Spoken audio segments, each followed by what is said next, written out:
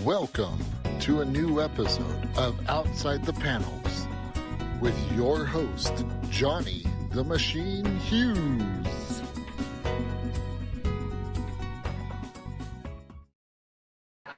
Welcome everyone to an episode of Outside the Panels. I'm your host, Johnny the Machine Hughes. And if there's anything I like more than Kickstarters, it's returning guests about Kickstarters.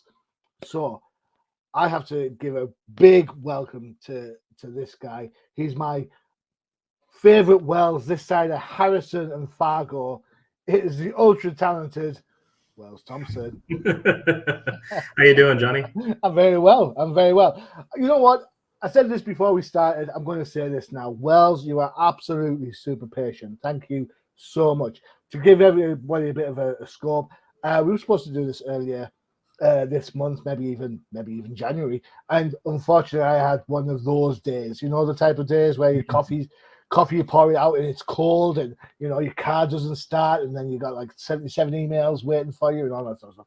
And I got it. I couldn't face doing the podcast, so I had to rearrange. And Wells, you've been so gracious and patient. Thank you so much for that, man. I really do appreciate it. Yeah, for sure. No problem at all. Happy to be on. Excellent. So it's that time.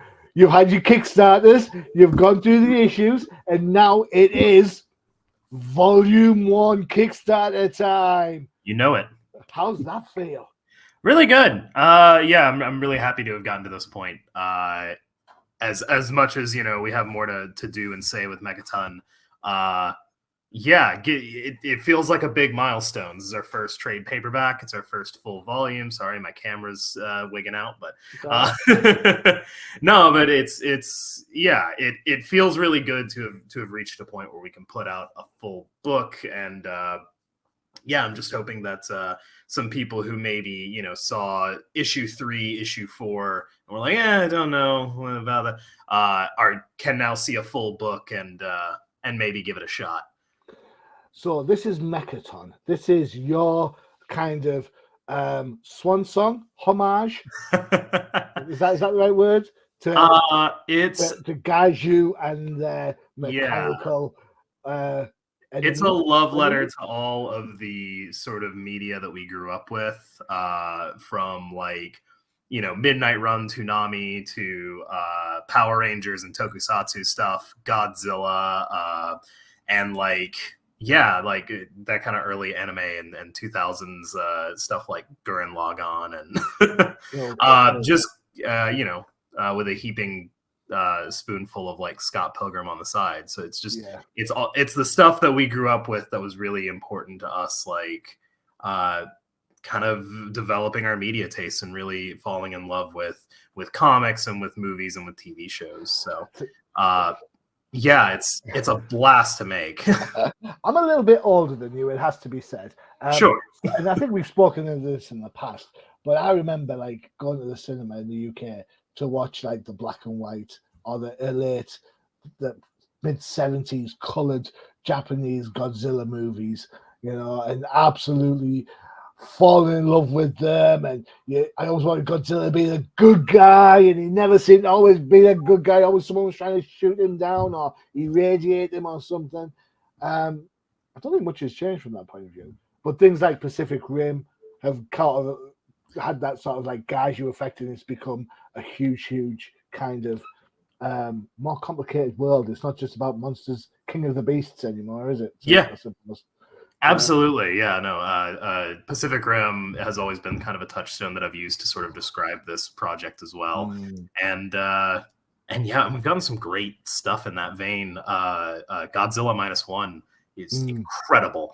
And like the amount of like cool kaiju stuff that is coming out even today is really exciting. And hopefully Mechaton gets to fit into that conversation somewhere. But well, I'll say this. From what I've seen of Mechaton and what I've read, I've enjoyed it a lot more than a certain DC book that features a certain Up from the Depths monster. Just saying, you know. I don't understand how DC can put a book out calling itself Justice League versus Godzilla versus Kong, and King Kong doesn't hardly appear in it until issue 3. It's like, what's that all about? You know, it's crazy. You know, but that's the same. I think it's the same mistake that most media that's like thing versus thing makes, which is they think that we're going to be interested in the human characters in this. It's like, no, show us the monsters. No. It's like, it's funny because you talked about Megatron and you mentioned Power Rangers. I would love to see like the different Megazords go at it. Yeah, exactly. You know what I mean? The Mighty Morphin Megazord versus with or without the Green Ranger, I don't mind. Versus the kind of the next evolution of Megazords that came down the line. Wild Force being my personal favorite. Sure. I couldn't name them, but I know that one has a Triceratops and a Tyrannosaurus Rex, and that one's the best one. You can fight me on that. Okay, I think that's Mighty Morphin. That's the OGs. That's the OGs. Well, I think that's a little closer to my generation. But my kid, as he grew up, he just got into Power Rangers just as Wild Force was kicking in. Mm-hmm. So you know that's his Power Rangers. So yeah, I gotta go with that, I suppose. What's it like being a successful Kickstarter now? You're a comic professional. I mean, you know, if this is what being a professional is, I want your money back. I was gonna say maybe dream higher, but no, I guess it feels legitimately great to have an audience that is vocal and really loves the books that we're putting out. And the way it worked out, we really have like 2 or 3 or 4 audiences that all want different books. But even so, it's just like to have people who are excited about what we're doing is really, really, you know, beyond what I expected out of this, frankly. But you don't do different books. We've spoken about different books. Yeah, not just all about the Mechaton. You've done a whole host of different things. So you know you've got those tools in your toolkit, as it were.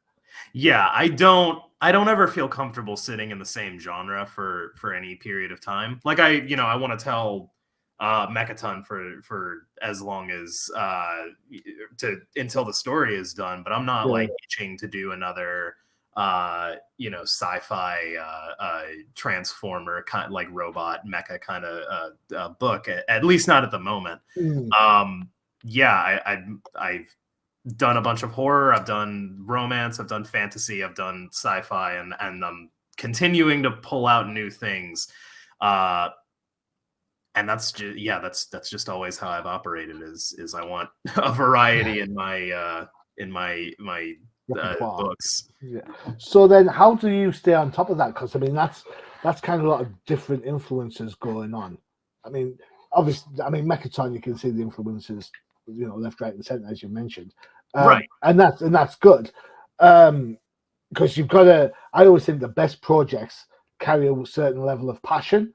You know what I'm saying? I would hate to be, and this is in any walk of life, not just comic books, I guess. I'd hate to be like the paycheck player. You know what I mean? the guy that rocks up, takes his money, does the bare minimum to get by, and then off he slinks. You know, I think. You know, I a couple years ago, I might have agreed with you. I think if someone offered me a paycheck, I'd be happy to take it. But what I mean to say, but I'm not there yet. I'm not. You'd still bring your A game. That's what I'm trying to say. It's a compliment. Sure. You know, there are. I think we can, in comic books, there are a range of, I suppose. I'm not going to name names because you know I might want them on the show. I might have to be nice to them. But there's a host of people I think that sometimes they just mail it in, and I think to myself, like. I'm paying, and they're like big two image, some Dark Horse maybe. I think to myself, oh my God, it's like you've mailed this in, and I'm like, I could come up with something better than this, you know? And sure.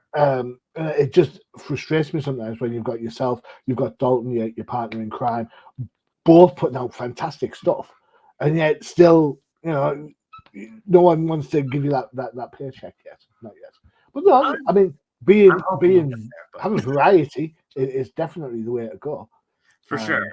No, I don't begrudge anyone for taking a paycheck, for sure, but the way I would look at it is it's an opportunity to show that I'm a good storyteller outside of my own like homegrown ideas.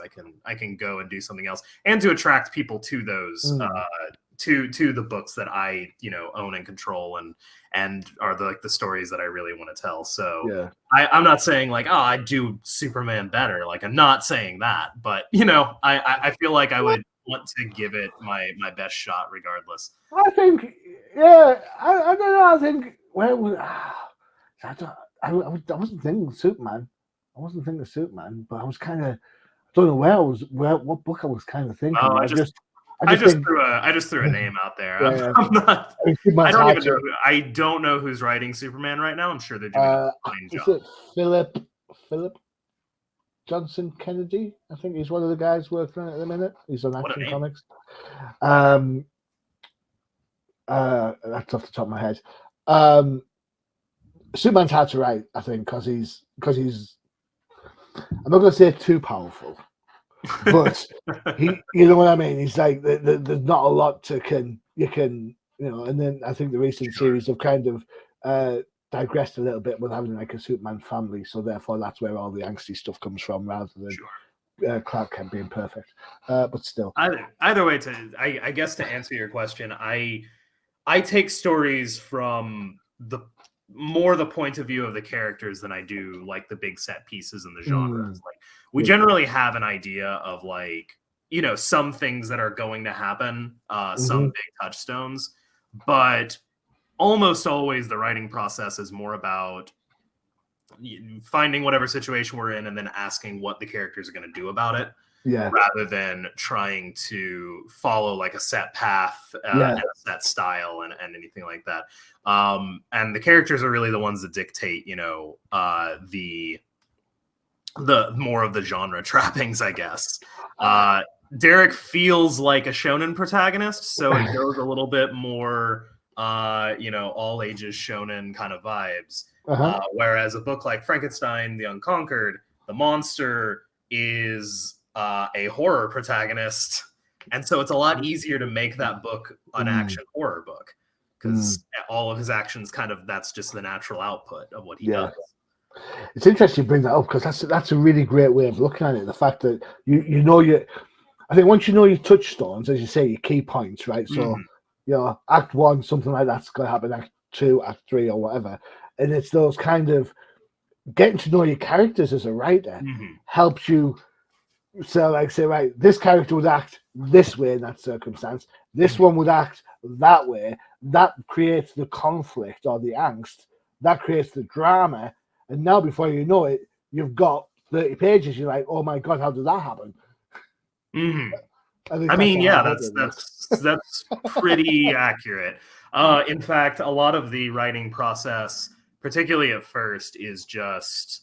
and particularly when Dalton is taking the wheel, is going, okay, we need to chop down this banter with a machete because it's just too much of them bouncing off each other, and it's so much fun to read, but you're just like, nothing happened for 12 pages. We got to move along.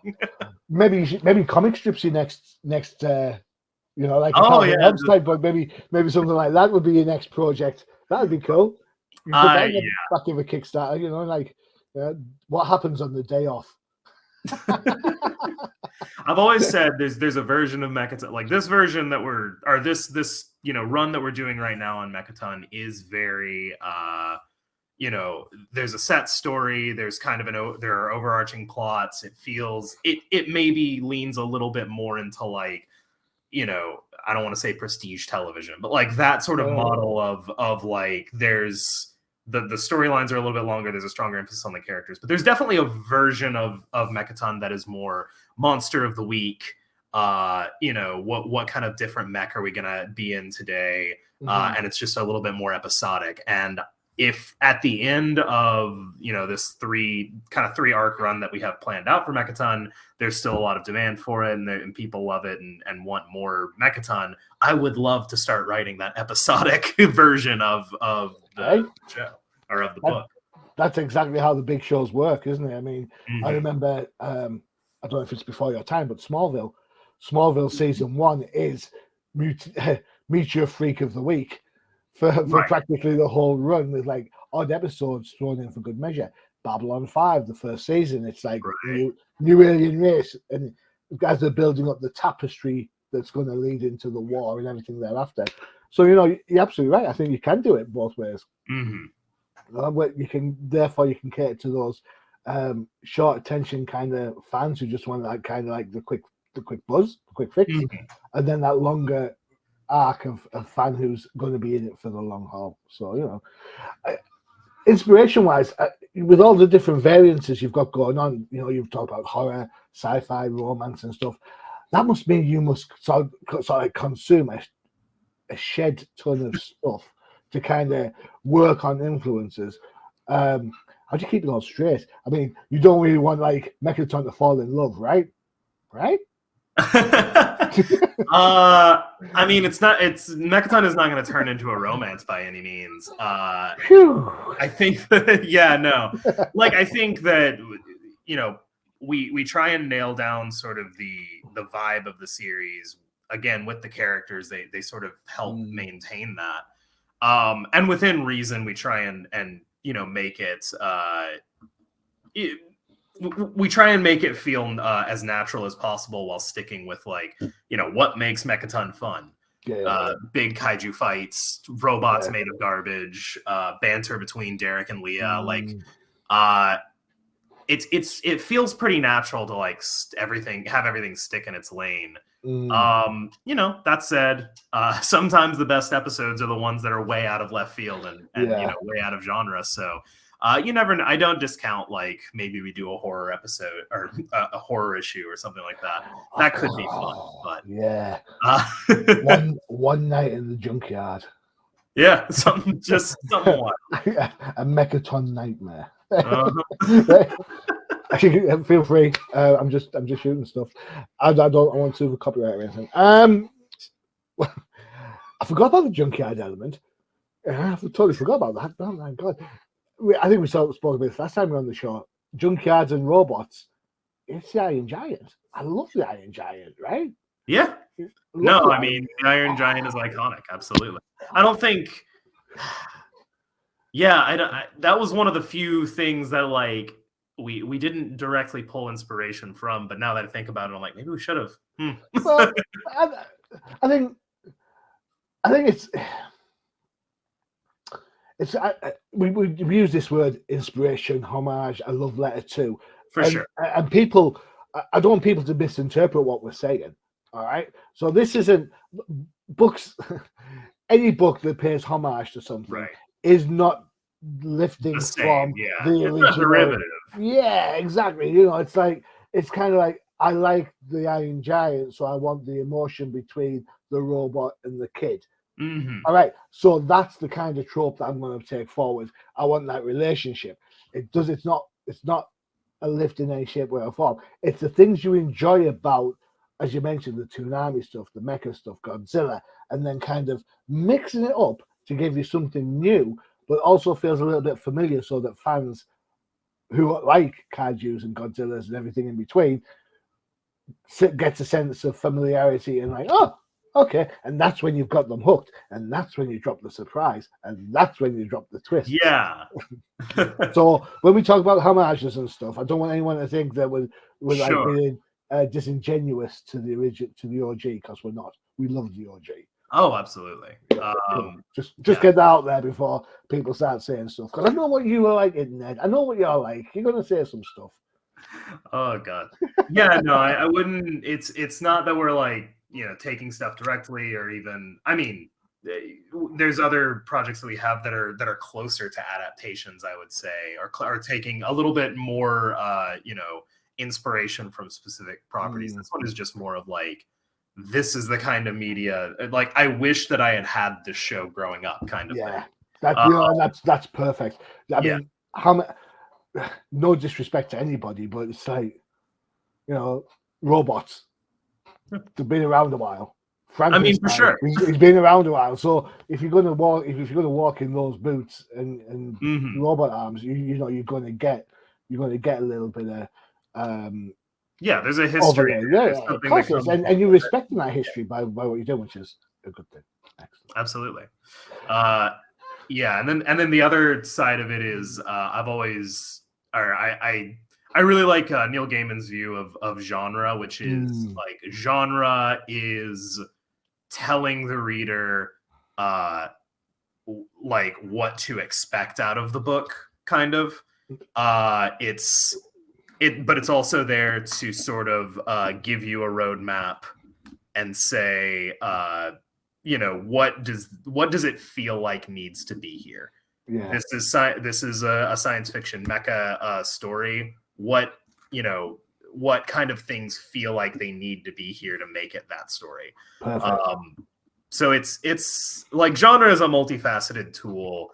I've always viewed it more as sort of like a smuggler's tool, where you're using the genre as a way of saying, what's it about? Giant robots punching,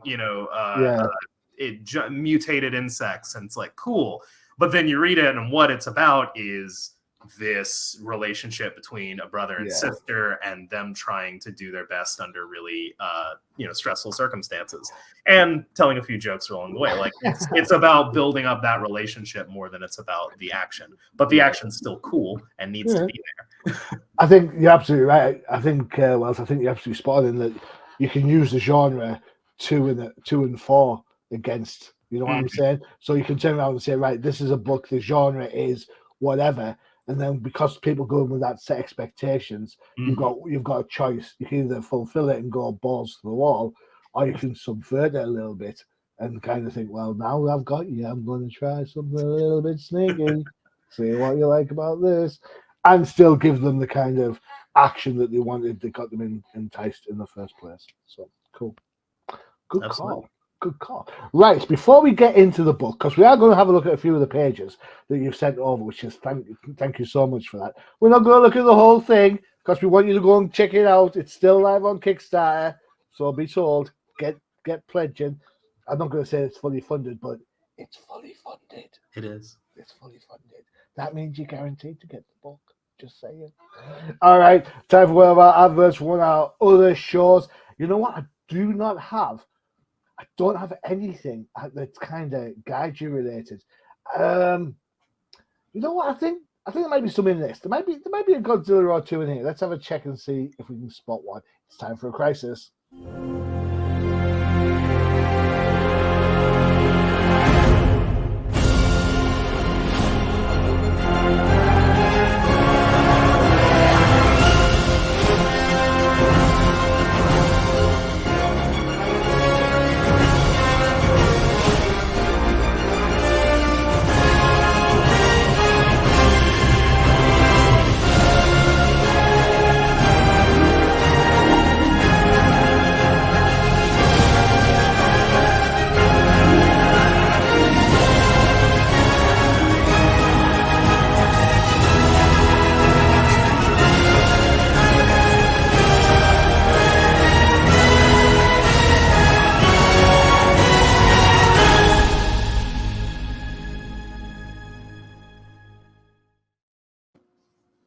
So close. We got Bubble with a goblin mask.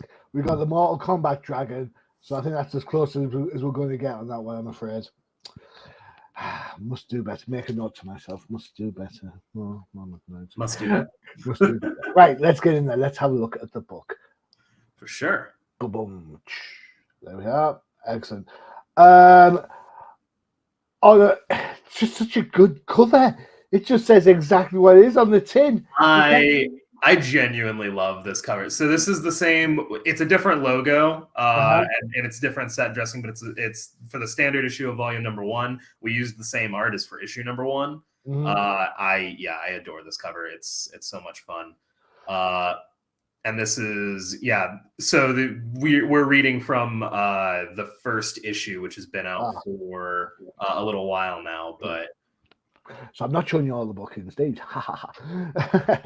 All right. So it's 108 pages you get in volume 1. Is that right? Yes. So five issues.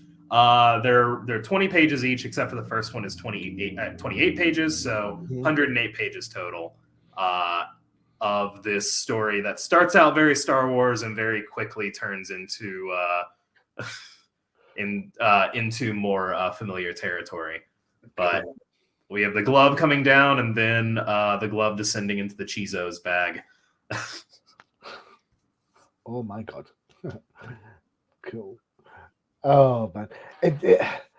The relationship between person and technology is just so strong. Such a great kind of story vibe. Mm-hmm. I'm gonna age myself. Recently, you're definitely too young for this. You might have to check out on YouTube or whatever. Airwolf. Have you heard of Airwolf? Airwolf? Airwolf. You need to check it out. It's great. You'd love it. 80s at its best. Anyway, it came out around about the same time as Knight Rider, like a supercar and all that sort of stuff. This is pretty much a super helicopter. Kick-ass theme tune. I'll send you a link after the show. You do. But it's like the relationship between, I mean, the helicopter's not alive, but the relationship, because you want to see the pilot with the helicopter, you want to see Han Solo in the Millennium Falcon, you want to see Iron Man in the Iron Man suit. There's some sort of relationship between human and the tech that they use. Mm-hmm. And it's such an interesting. What makes us as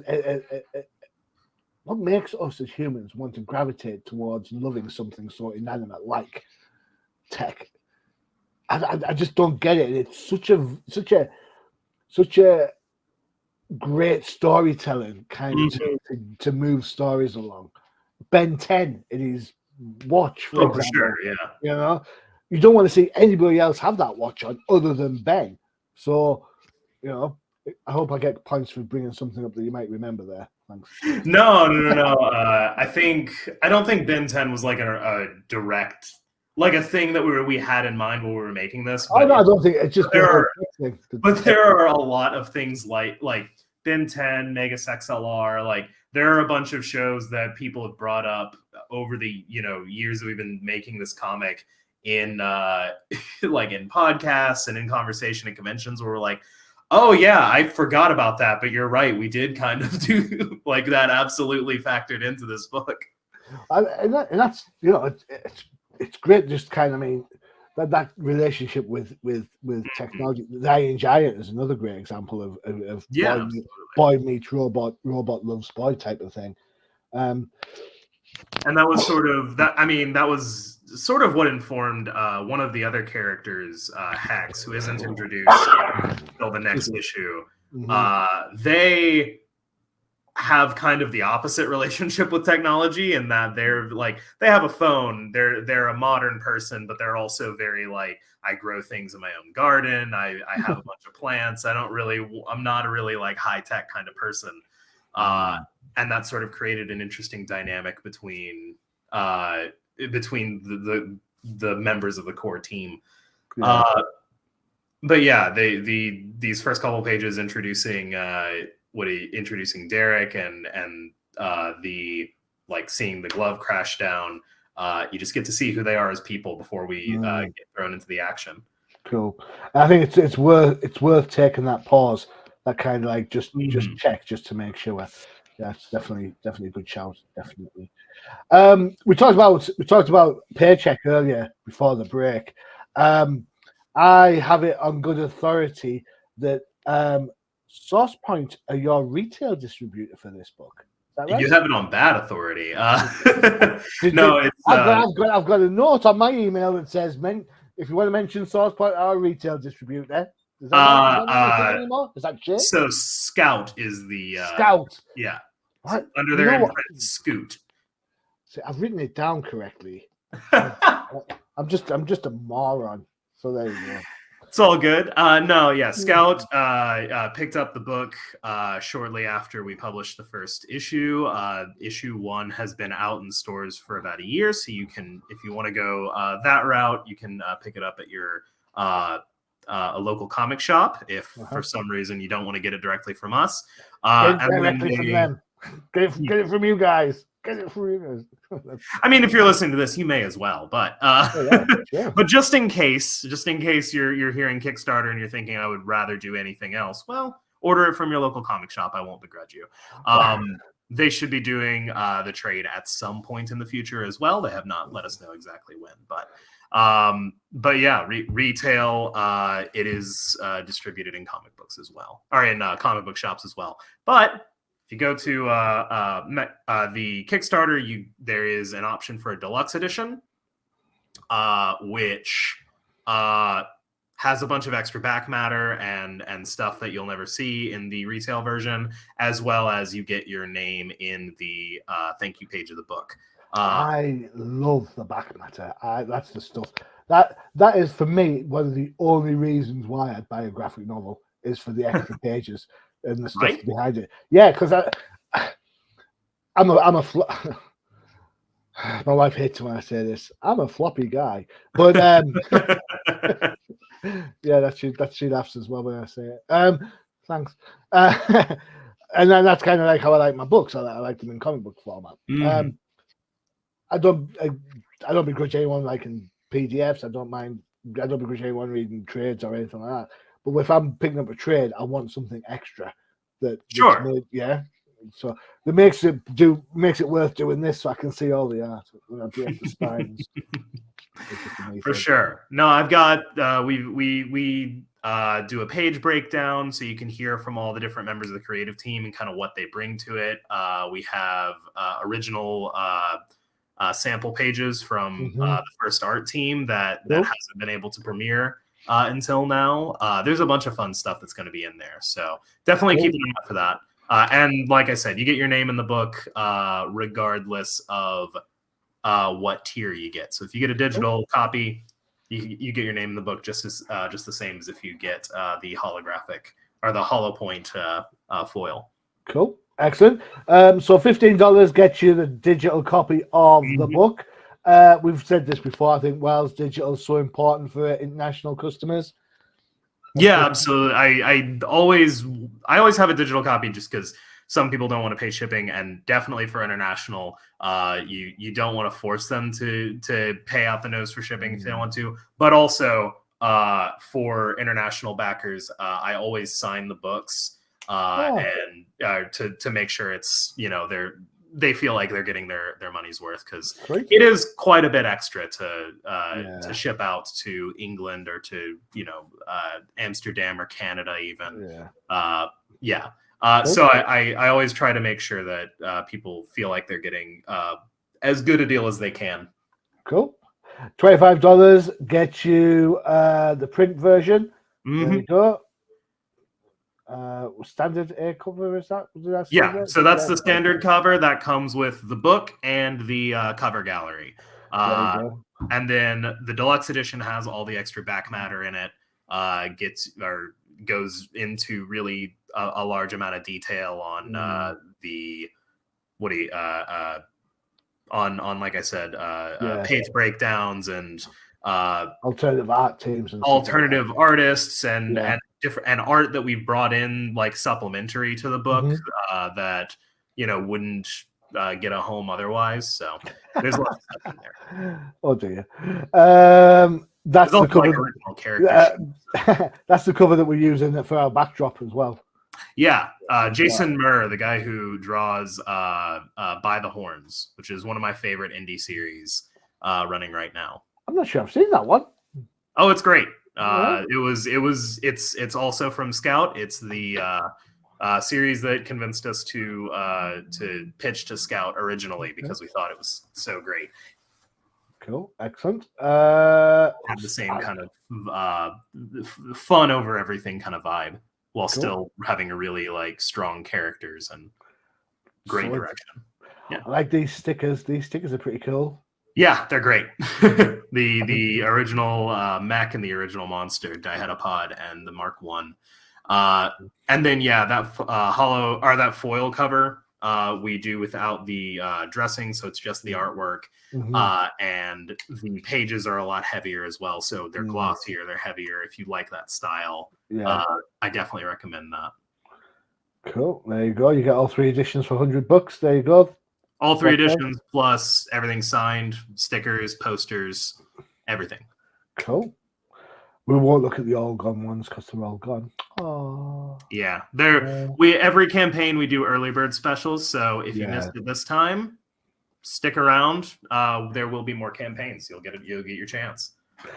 Well, I said this before, but your campaigns are massively successful. Because the work you guys put into your books are fantastic. So I love looking at your books. It's like it's an easy job. It's like, yes, next. What can I say? All right, let's have a look at some facts and figures. So you asked for $3,000 and you're on 3,171. So at time of recording, that's 5 days to go. 94 backers, which is a good solid number.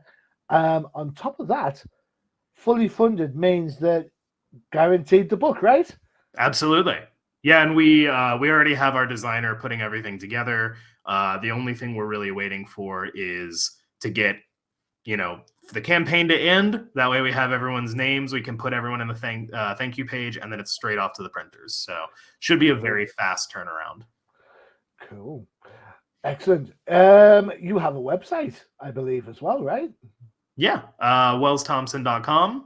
That will take you to that will just allow you to kind of find places where you can buy my books and take a look at what I've done. There's also a link to my mailing list on Substack called Comics, Cats, and Cocktails. That is easily the best way to keep in touch and figure out and see what we're doing. You get work in progress pages, covers before anyone else sees them. You get pictures of my cats on a regular basis and fun cocktail recipes. So pictures of cats, great. Everyone loves cats. It's the internet. Yeah, I have a cat. It's all right. I'm all right. I'm a cat person. My cat's called Nokia, like the Nokia. Phone. Yeah, like the phone. Love that. She's a rescue cat. She was handed to the vet by a phone charger tied around the neck, around the door handle. Oh, so the vet called her Nokia just to create the PTSD. And we've had her about 8 years now. So yeah, Lord. She's kicking about somewhere. Normally she's set in the background, but it's fine. Yeah, so I'm a cat person. I like cats, so it's cool. we rescue, so yeah, we've got a bunch kicking around. Yeah, it's way to go for sure. Right, we're coming to the end of the show. Your last hurrah to get people to pledge for the book. Give us your best elevator pitch, Wells, of why people should head over to the Kickstarter and pledge away. Yeah, Mechaton is a super fun book that anyone of any age can enjoy. It's one of my favorite things to write because it just has so much heart and fun kind of sewn into its core. It's a book that can surprise you. It's a book with a huge diverse array of characters that you will find yourself in at least one of them. And it is the book that we get absolutely the most requests for. When is the next one coming out? How long do we have to wait? I really love this. It means a lot to me. So I know that it's super special and that you will really love it. And all I'm asking is for you to believe me. I believe him. I believe him. What can I say? I believe him. He's been on the show 3 times. I believe him already. Yeah, give it a shot. What do you get the digital if you don't want to commit? That's totally fine. The hardcover will be there for you, or the trade paperback will be there for you when you're ready to fully commit. But I promise you'll love this book. It's so good. I concur with that 110%. So if you want to head over to the Kickstarter, there's the link. Yes, I know Kickstarter links are long. Yes, I know they're a pain in the bum. However, all you got to do is go to Kickstarter.com and type in Mechaton and it'll come up. It's that simple. How hard can it be? How hard can it be? And we saw Wells' website earlier as well. That's wellsthompson.com. Check that out for links. Cats, cocktails, and comics. How much alliteration can you have on one website? I have no idea.